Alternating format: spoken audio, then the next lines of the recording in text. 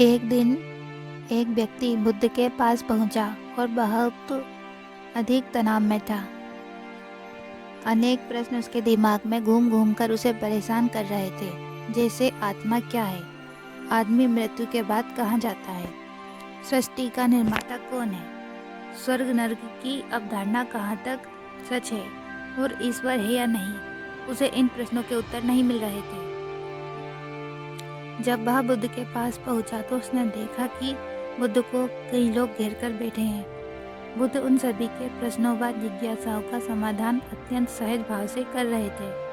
काफ़ी देर तक यह क्रम चलता रहा, किंतु बुद्ध धैर्यपूर्वक हर एक को संतुष्ट करते रहे। बेचारा व्यक्ति वहाँ का हाल देखकर परेशान हो गया। उसने सोचा कि इन्हें दुनियादारी के मामलों में पढ़ने से देखकर तो ऐसा लग रहा था मानो इन लोगों का दुख उनका अपना दुख है।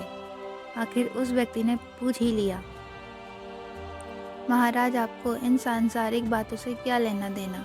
बुद्ध बोले, मैं ज्ञानी नहीं हूँ और इंसान हूँ। वैसे भी वह ज्ञान किस काम का जो इतना घमंडी और आत्म केंद्रित हो कि अपने अतिरिक्त दूसरे की चिंता ही ना कर सके। ऐसा ज्ञान तो अज्ञान से भी बुरा है। बुद्ध की बातें सुनकर व्यक्ति की उलझन दूर हो गई। उस दिन से उसकी सोच व आचरण दोनों बदल गए। कथा का सार यह है कि ज्ञान तभी सार्थक होता है जब वह लोक कल्याण में संलग्न हो।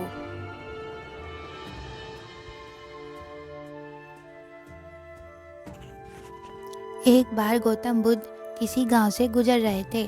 उस गांव के लोगों को गौतम बुद्ध के बारे में गलत धारणा थी कि जिस कारण वे बुद्ध को अपना दुश्मन मानते थे। जब गौतम बुद्ध गांव में आए तो गांव वालों ने बुद्ध को भला बुरा कहा और बद्दुआएं देने लगे। गौतम बुद्ध गांव वालों की बातें शांति से सुनते रहे और जब गांव वाले बोलते बोलते थक गए तो बुद्ध ने कहा, अगर आप सभी की बातें समाप्त हो गई हों तो मैं प्रस्थान करूं। बुद्ध की बात सुनकर गांव वालों को आश्चर्य हुआ।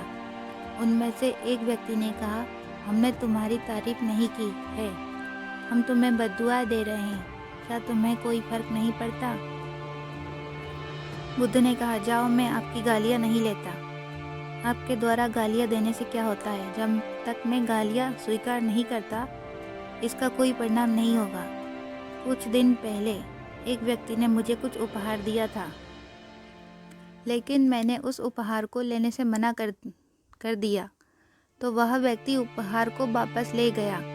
जब मैं लूँगा ही नहीं तो कोई मुझे कैसे दे पाएगा?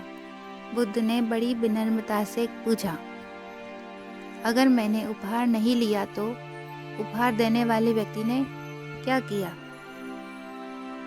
भीड़ में से किसी ने कहा, उस उपहार को व्यक्ति ने अपने पास रख लिया होगा। बुद्ध ने कहा, मुझे आप सब पर बड़ी दया आती है क्योंकि मैं आपकी इन गालियों को लेने में असमर्थ हूँ और इसलिए आपकी यह गालियाँ आपके पास ही रह गई हैं।